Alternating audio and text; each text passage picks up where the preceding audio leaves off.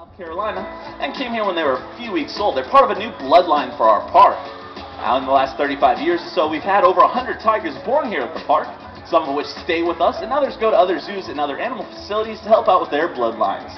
And every so often, we have to acquire fresh bloodlines to keep our breeding program here very fresh. Now, you can notice these two are starting to do some of their milk behaviors. They're getting to the age where they're developing a food motivation and a food drive. That gives the best opportunity to start teaching them these behaviors. You can see Nolan doing a fence rise right there. Kasha was just doing a sit-up for us. Now, being 9-10 months old, actually the little orange female is about 2.5 weeks older than the little male, even though he's a lot bigger. Both these cubs are almost 180 pounds already. Now, they don't stay small for very long, especially out in the wild. They have to grow up very quickly in order to survive. About 2.5 years of age, mom's going to boot these guys out of the house. They have to go out and find their own territory and also find their own food source. Now, you might notice eventually these two will be running around playing with each other. Play is a very important part for a tiger cub's development. Play is turning those natural instincts into practical skills. So by them running around chasing after each other, it might look like they're playing tag and wrestling and roughhousing. Well, that's them learning how to actually chase after their prey, bring it down in the wild, and then have a nice big dinner. Now, you notice Akasha's starting to learn how to do these dives. She's very good about it. You notice that she does the same thing as Odin. She folds her ear back and then opens up her eyes. Nolan, though, takes a little bit longer. He sometimes needs a little gentle guidance. Now, tigers do love the water, like I said earlier, but sometimes it takes them a little bit to get in. Their paws are one of the most sensitive parts of their body, so that temperature change can be a little bit sudden, and they have to work into getting into the deep end of the pool. Now, we'll see if they'll keep going after those pieces of meat, and while that's going on, I'll answer a couple common questions we had asked out here on Odin's Temple of the Tiger. A lot of people ask if this is enough room for the cats, and the answer is yes.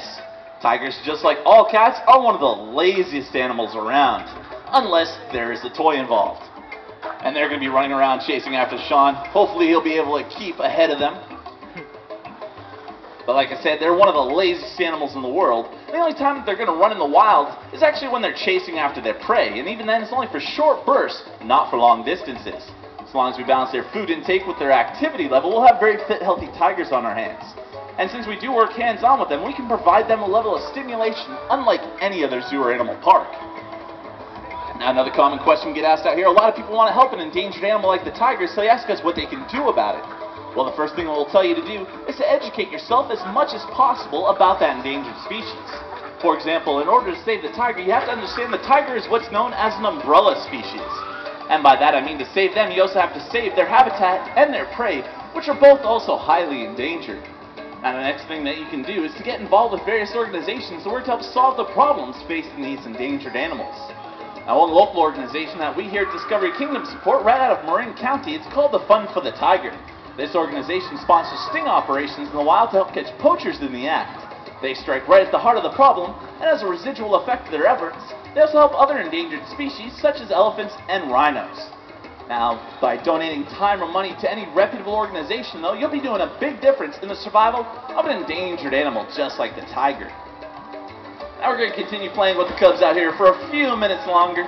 Now, it's a great time if you have cameras, take a quick couple of snapshots.